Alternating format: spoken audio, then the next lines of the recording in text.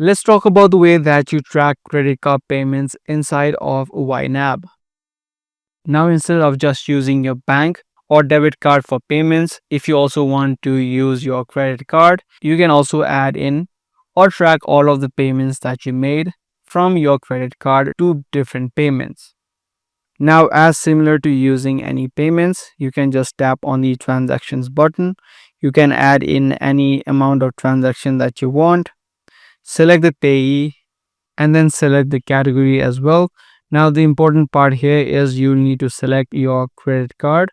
If you've added in your credit card already, tap on the accounts option and then tap on credit card right here. Once you select the credit card option, this payment is going to be made through your credit card, and then you can just tap on save on the bottom right. This transaction now just has been made through your credit card. Now, in order to look at all of the details inside of your account, just head over to reflect, and it's going to show you all of your information such as your spending, your net worth, and the age of money. Just head over to the spending breakdown and you can sort it by month or year, and also look at the categories by which you made your payments.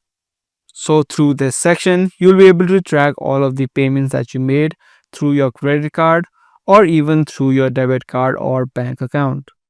So that's the process of tracking your credit card payments inside of YNAB. Be sure to give this video a thumbs up and also make sure to subscribe to this channel for more informative videos just like this.